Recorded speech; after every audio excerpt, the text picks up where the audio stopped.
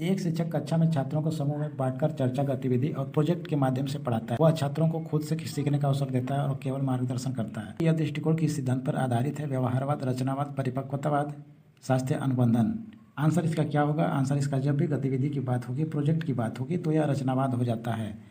Case study वही रहेगा। उसी से एक क्वेश्चन और है कि इस प्रकार की कक्षा में शिक्षक की भूमिका क्या होती है? ज्ञान का स्रोत, नियंत्रक, सुगमकर्ता, परीक्षक। तो सुगमकर्ता इसका सही आंसर हो जाएगा। केस स्टडी नंबर 2 है। यहाँ पे शेखर गणित में कमजोर है लेकिन चित्रकला में बहुत अच्छा है। शिक्षक उसे गणित समझाने के लिए चित्रों और रंगों का प्रयोग करता है। किस सिद्धांत का उदाहरण है? बुद्धि का एकल सिद्धांत, बहुबुद्धि सिद्धांत, अधिगम का नियम, व्यवहारवाद। तो यहाँ पे आंसर इसका हो जाएगा बहुबुद्धि सिद्धांत।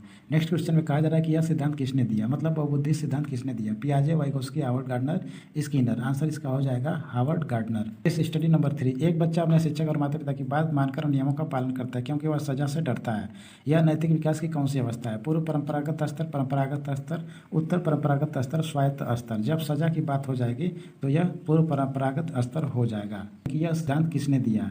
कोलबर्ग, पियाजे, फ्रायड, स्किनर। आंसर कोलबर्ग हो जाएगा। क्वेश्चन स्टडी 4 है।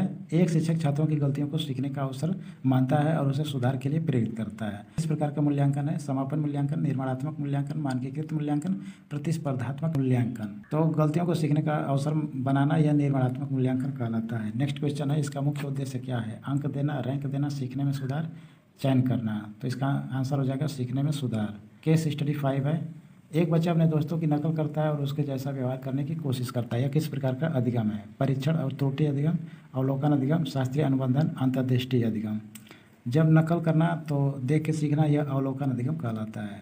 यह सिद्धांत किसने दिया? Bandura, Thorndike, Kohler, Pavlov. Answer इसका बंडूरा हो जाएगा। यह एक CTET CDP का सदाबहार PDF है जिसकी कीमत 49 नहीं 29 रुपये है। इसमें थ्योरी, MCQ, प्रीवियस ईयर और प्रैक्टिस सेट है। यह एक बहुत ज़बरदस्त CTET के लिए है।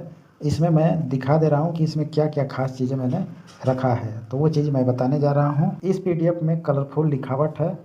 लेसन नंबर जैसे है उसका थ्योरी लिखा गया है डिटेल में। थ्योरी के बाद थ्योरी से रिलेटेड इसमें मैंने थ्योरी MCQ कराया है, वो भी आंसर के साथ आंसर भी दिखेगा। इसके बाद इसमें मैंने PYQ कराया है, तो PYQ यहाँ पे है, PYQ दिख रहा है, वो भी आंसर के साथ दिखेगा। PYQ कराने के बाद इसमें प्रैक्टिस सेट मैंने दिया है। प्रैक्टिस सेट 1 नंबर का एकदम अच्छा वाला है। यह प्रैक्टिस सेट आंसर के साथ नहीं रहेगा, आंसर की इसका मैं अलग से दे दिया हूँ इसके नीचे। ये बहुत अच्छा है और प्रत्येक लेसन कलरफुल है और प्रत्येक लेसन में मैंने ऐसे ही लिखा हुआ है। तो ये PDF देखना बहुत ज़रूरी है, समझना बहुत ज़रूरी है। CTET पेपर 1 और पेपर 2 के लिए बहुत ही अच्छा साबित होने वाला है। यह हमेशा के लिए काम करेगा और इसकी प्राइस 29 रुपये है।